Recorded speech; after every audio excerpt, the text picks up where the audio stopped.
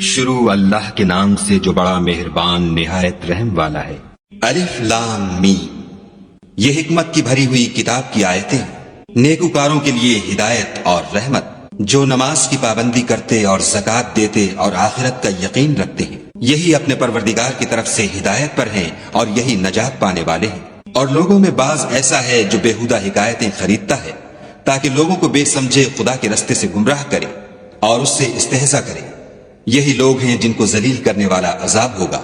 اور جب اس کو ہماری آیتیں سنائی جاتی ہیں تو اکڑ کر منہ پھیر لیتا ہے، گویا ان کو سنا ہی نہیں، جیسے ان کے کانوں میں ثقل ہے، تو اس کو درد دینے والے عذاب کی خوشخبری سنا دو۔ جو لوگ ایمان لائے اور نیک کام کرتے رہے ان کے لیے نعمت کے باغ ہیں، ہمیشہ ان میں رہیں گے۔ خدا کا وعدہ سچا ہے اور وہ غالب حکمت والا ہے۔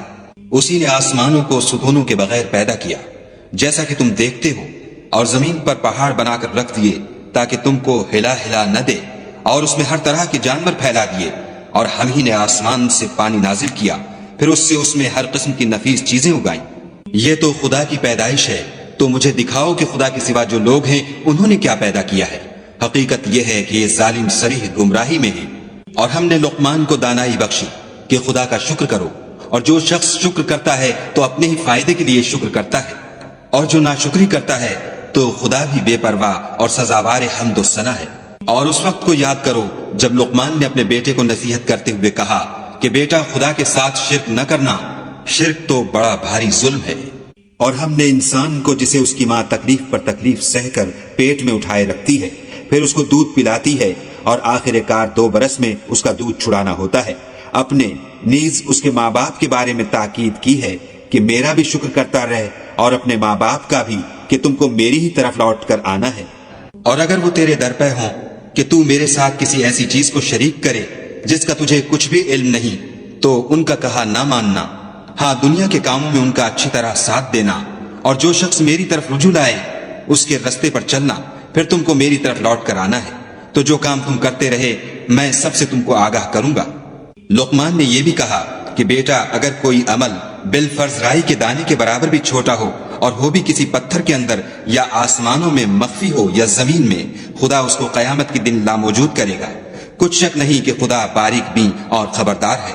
بیٹا، نماز کی پابندی رکھنا اور لوگوں کو اچھے کاموں کے کرنے کا امر اور بری باتوں سے منع کرتے رہنا، اور جو مصیبت تجھ پر واقع ہو اس پر صبر کرنا، بے شک یہ بڑی ہمت کے کام ہے۔ اور ازراہ غرور لوگوں سے گال نہ پھلانا، اور زمین میں اکڑ کر نہ چلنا، کہ خدا کسی اترانے والے خود پسند کو پسند نہیں کرتا۔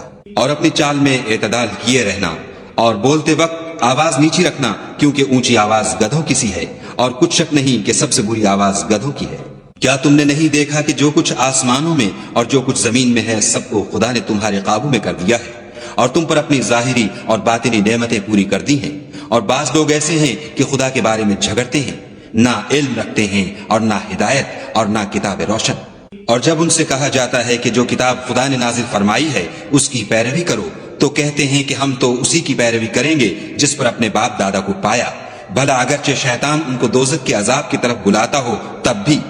اور جو شخص اپنے تئیں خدا کا فرما بردار کر دے اور نیکوکار بھی ہو، تو اس نے مضبوط دستاویز ہاتھ میں لے لی، اور سب کاموں کا انجام خدا ہی کی طرف ہے۔ اور جو کفر کرے تو اس کا کفر تمہیں غمناک نہ کر دے، ان کو ہماری طرف لوٹ کر آنا ہے، پھر جو کام وہ کیا کرتے تھے ہم ان کو جتا دیں گے۔ بے شک خدا دلوں کی باتوں سے واقف ہے۔ ہم ان کو تھوڑا سا فائدہ پہنچائیں گے، پھر عذاب شدید کی طرف مجبور کر کے لے جائیں گے۔ اور اگر تم ان سے پوچھو کہ آسمانوں اور زمین کو کس نے پیدا کیا، تو بول اٹھیں گے کہ خدا نے۔ کہہ دو کہ خدا کا شکر ہے، لیکن ان میں اکثر سمجھ نہیں رکھتے۔ جو کچھ آسمانوں اور زمین میں ہے سب خدا ہی کا ہے، بے شک خدا بے پرواہ اور سزاوار حمد و ثنا ہے۔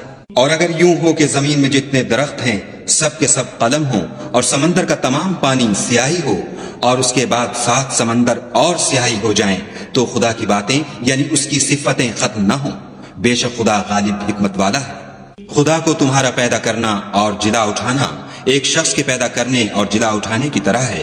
بے شک خدا سننے والا دیکھنے والا ہے۔ کیا تم نے نہیں دیکھا کہ خدا ہی رات کو دن میں داخل کرتا ہے، اور وہی دن کو رات میں داخل کرتا ہے، اور اسی نے سورج اور چاند کو تمہارے زیر فرمان کر رکھا ہے، ہر ایک ایک وقت مقرر تک چل رہا ہے۔ اور یہ کہ خدا تمہارے سب اعمال سے خبردار ہے۔ یہ اس لیے کہ خدا کی ذات برحق ہے، اور جن کو یہ لوگ خدا کے سوا پکارتے ہیں وہ لغو ہیں، اور یہ کہ خدا ہی عالی رتبہ اور گرامی قدر ہے۔ کیا تم نے نہیں دیکھا کہ خدا ہی کی مہربانی سے کشتیاں دریا میں چلتی ہیں تاکہ وہ تم کو اپنی کچھ نشانیاں دکھائے؟ بے شک اس میں ہر صبر کرنے والے اور شکر کرنے والے کے لیے نشانیاں ہیں۔ اور جب ان پر دریا کی لہریں سائبانوں کی طرح چھا جاتی ہیں تو خدا کو پکارنے اور خالص اس کی عبادت کرنے لگتے ہیں۔ پھر جب وہ ان کو نجات دے کر خشکی پر پہنچا دیتا ہے تو بعض ہی انصاف پر قائم رہتے ہیں، اور ہماری نشانیوں سے وہی انکار کرتے ہیں جو عہد شکن اور ناشکرے ہیں۔